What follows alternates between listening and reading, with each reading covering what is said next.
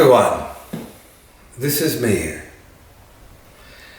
and I would like to tell you that this particular talk will be added to my book Awakening Your Power of Self-Healing in the joint chapter.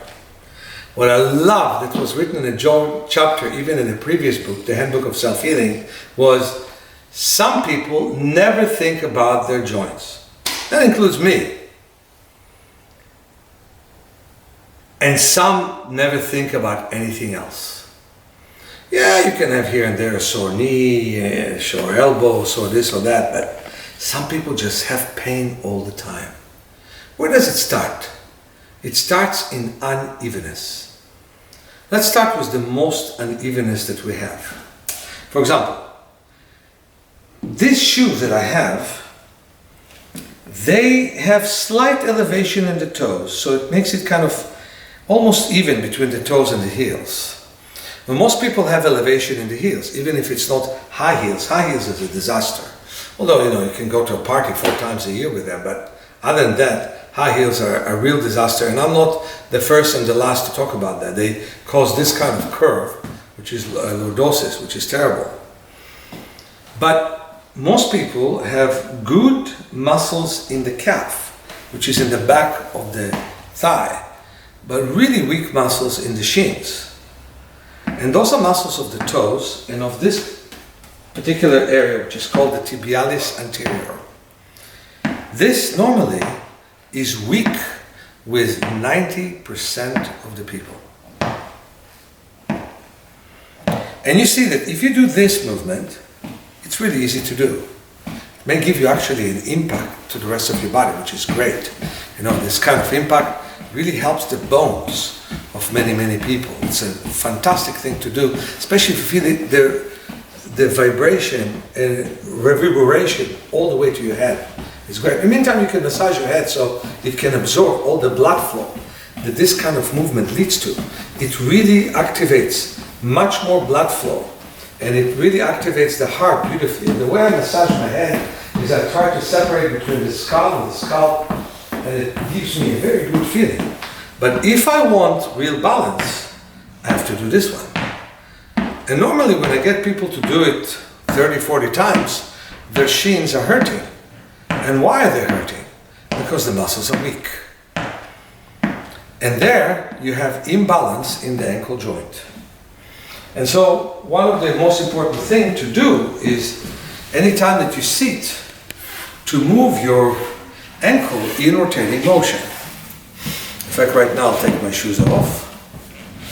That's what's nice about this without laces, Since I teach movement a lot, to take them on and off is a great thing.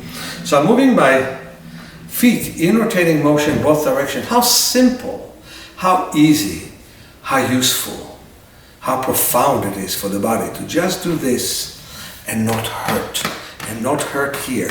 So to make sure you don't hurt here, you tap and tap and tap to loosen it up.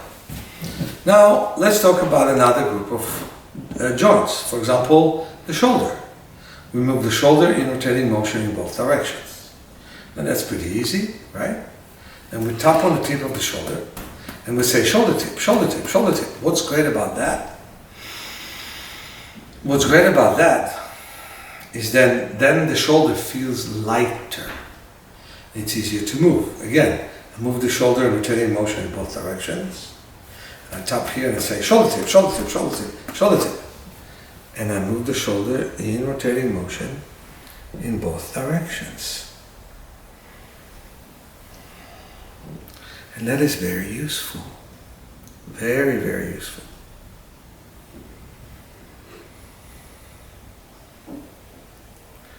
That is so important for this kind of movement.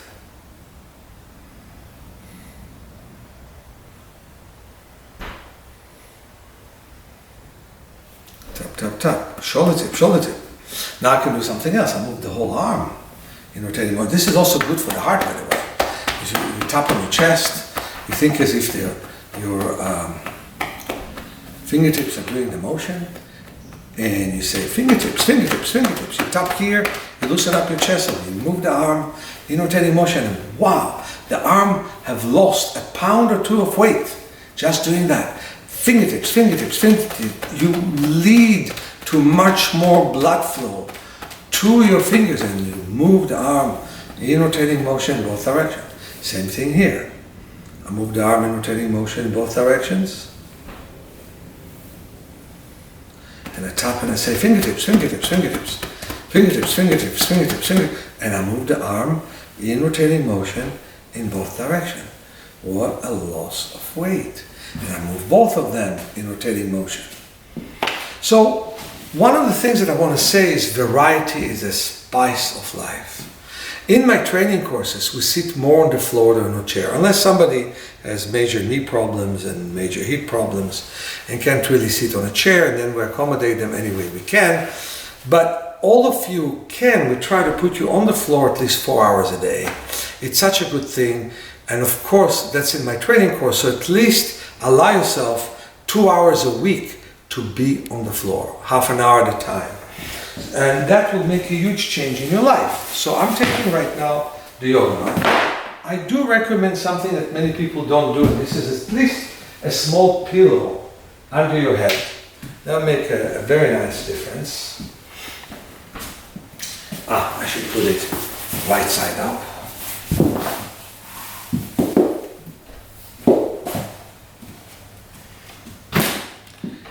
And you know what? In one of the rooms in my house, I always exercise.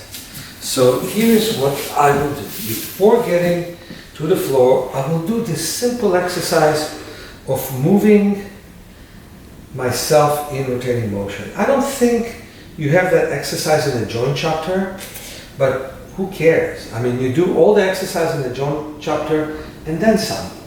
Moving the legs in rotating motion is such a wonderful relief to your hips. And the whole idea of all the exercise I'm teaching is to actually gear you to be innovative with exercise that you'll do. So, for example, lifting the leg up, moving the foot in rotating motion is a great thing. Lifting the leg up, moving your foot in rotating motion is a great thing. And moving in rotating motion this way is a wonderful thing to do.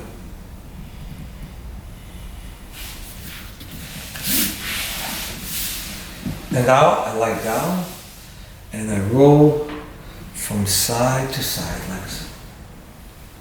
Just at the greatest ease I can.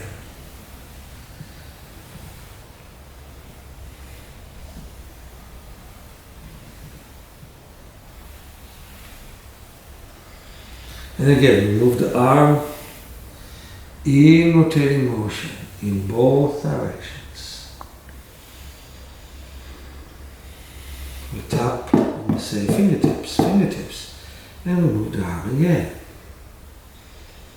We move the shoulder in rotating motion in both directions. And I can resist the shoulder when it comes up, resist it when it comes down, resist it when it moves forwards, resist it when it moves backwards. I put my hand on the shoulder to resist it up, put it on the elbow to resist it down, put it on the shoulder in the front of the shoulder to move it forward, put it in the back of the shoulder to move it backwards. And boy, what a relieved, relaxed shoulder I have. And it's so much easier to move this in rotating motion in both directions and tap here and say fingertips. And we do exactly the same thing on the other side. We move the shoulder in rotating motion in both directions. We tap here and we say shoulder tip, shoulder tip, shoulder tip, shoulder tip. We move the shoulder in rotating motion. And it doesn't matter I don't do exactly what I did with the other arm. It makes no difference. The point is you do both things. You can feel the stretch of the arm, and many of us have tight chest and tight arms. It's great to feel your tension.